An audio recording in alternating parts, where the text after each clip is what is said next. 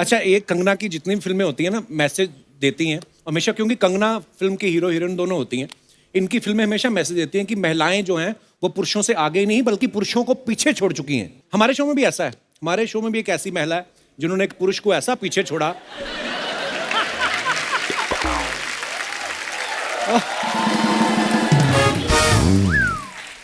और हमारे शो में और भी जितनी महिलाएं बल्कि उनके पीछे भी पुरुष ही छुपे हुए हैं।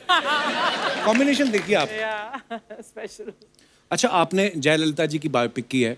हमने उनके बारे में हमेशा खबरों में सुनते थे ना कि उनके पास हजारों साड़ियां थीं, बहुत सारे फुटवेयर्स थे। तो जब आपने उनकी बायोपिक की, आपने ऐसी डिमांड करी कि उतनी ही साड़ियां और उतने फुटवेयर्स मुझे भी चाहिए? हमारी जो फिल्म की डिजाइनर है नीता लुला जी, उनके इतने खूबसूरत कपड़े उन्होंने बनाए।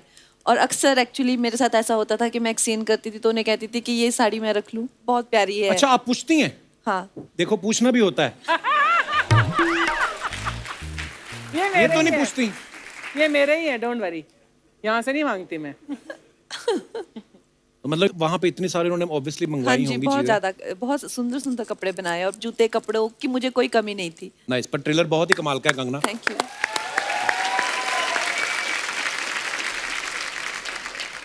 कंगना, कितना बड़ा चैलेंज था जयललिता जी का रोल निभाना? कितनी मेहनत करनी पड़ी? ट्रेलर में तो हमने देखा है आपने कभी वेट पुट ऑन भी किया है, फिर कम भी किया। देखिए, हम लोग डॉक्टर जयललिता को सब एज अ चीफ मिनिस्टर जानते हैं, लेकिन हम उनकी ज़िंदगी के बारे में नहीं जानते। तो मेरे लिए भी जितना रिसर्च मुझे करना पड़ा उसको लेके, चाहे वो जब एक्ट्रेस थी तो बहुत बड़ी भरतनाट्यम डांसर भी थी, फिर वो पॉलिटिशियन बनी तो कैसे बनी, क्या उसके पीछे उनको किसने इन्फ्लुएंस किया, और उनके जीवन में जो एक बहुत ही ट्रैजिक एक लव स्टोरी है उसको लेके, तो हर लेवल पे रिसर्च करनी पड़ी। और अच्छा, मुझे मज़ा आया ये एक अलग वातावरण में जाके, जो तमिलनाडु है वहाँ की पॉलिटिक्स को समझ के, वहाँ के कल्चर को समझ के, वहाँ की dancing skill, acting, film industry के बारे में जान के, it was a good experience. वाह।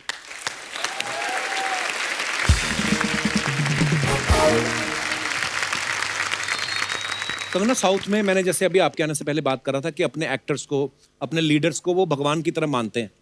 तो जब वहाँ की जनता को पता चला कि आप जयललिता जी का किरदार निभा रही हैं, तो रिएक्शन क्या मिले आपको लोगों के? सबसे पहले तो आई थिंक लोग जो हैं काफ़ी लेके थोड़ा सा स्केप्टिकल थे कि जो लड़की तमिल नहीं जानती है या जिसका कोई बैकग्राउंड नहीं है इस स्टेट से, वो कैसे कर सकती हैं जो वहाँ की इतनी बड़ी हस्ती हैं।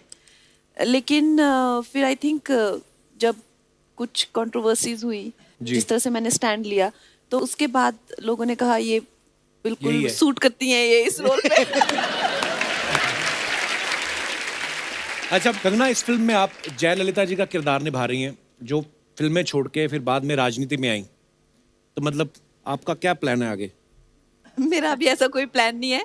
आप मुझे तो जल्दी मत भेजिए राजनीति में प्लीज। अभी मेरा यही प्लान है कि मैं कुछ और काम करना चाहती हूँ, और फिर उसके बाद देखूंगी। अगर राजनीति एक ऐसा फील्ड है जहाँ पे लोगों की सेवा करनी पड़ती है और भी कई काम करने पड़ते हैं, ऐसा फिल्मों जैसा नहीं कि अच्छी एक्टिंग कर लो और हो गया। पर वही अच्छे बुरे लोग तो हर जगह ही होते हैं। हाँ जी, तो आप मेरे को अच्छी कैटेगरी में समझते हैं कि बुरे ही?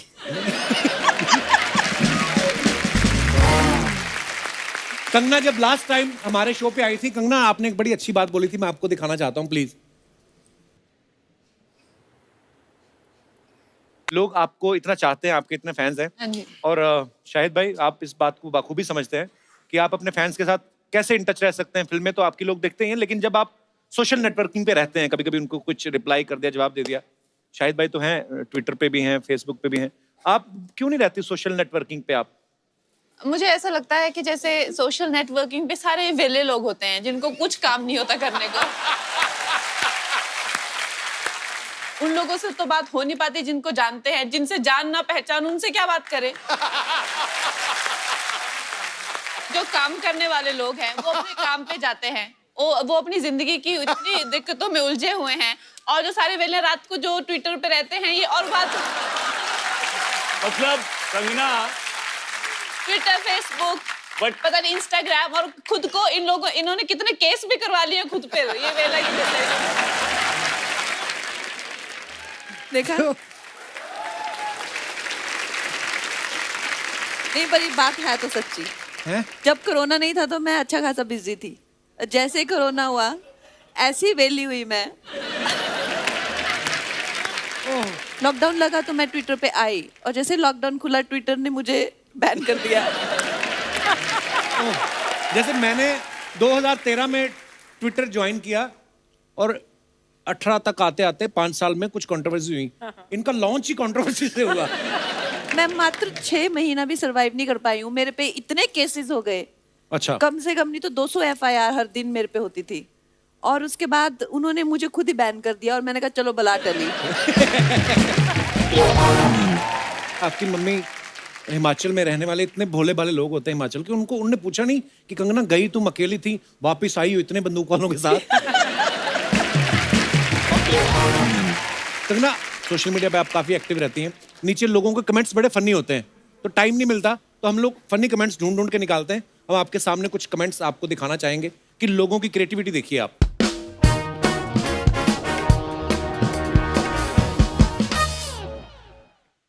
ये कंगना ने फोटो डाली है कहीं बहुत सारे फुटवेयर। ट्विटर आपको कहाँ से मिला? ये हमारी टीम है बहुत बड़ी एक आदमी की। अच्छा, ये बहुत सारे फुटवेयर हैं, ये आपके पर्सनल हैं कि फिल्म के हैं? मेरे पर्सनल है। बाप रे, नीचे कमेंट्स देखो, किसी ने लिखा है क्या जूते के बदले बर्तन लोगी? कपड़ों के बदले में होते ना। किसी ने लिखा है वो लाल वाली मेरी चप्पल है, मंदिर से गुम हो गई थी।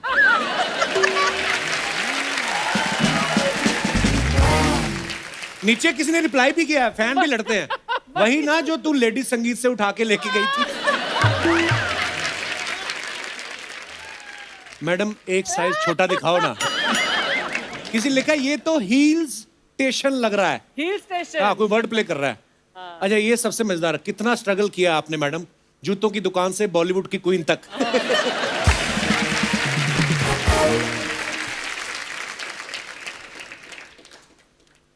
इंडस्ट्री पर गहन चिंतन करते हुए। किसी ने लिखा है ये खुद की शांति के लिए है या किसी और को शांत करने के लिए। नीचे लिखा है अब आंखें खोल लो, खिंच गई फोटो। एक ने लिखा है बस आप ऐसे ही शांत रहना, आपका शुभ चिंतक।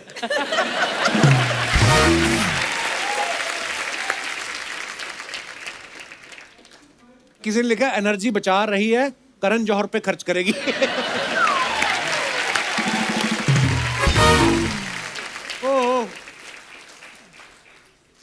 और भी है हमारे पास देसी स्वैग। मुझे लगा ही था आप भीम का रोल भी कर लोगी। अब किससे पंगा लेने जा रही हो? मैं तो कहता हूं पीट डालो जिसको पीटना है, मैं आपके साथ हूं।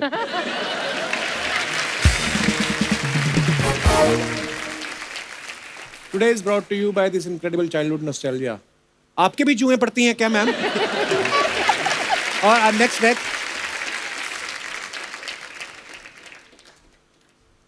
हाँ कंगना, मम्मी के सामने बियर पी रही हो।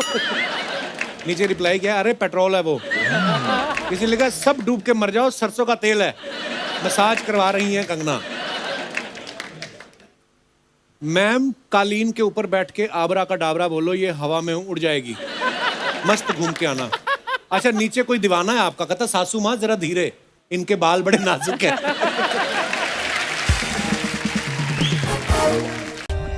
For more updates, subscribe to our channel, click the show links and enjoy watching the videos.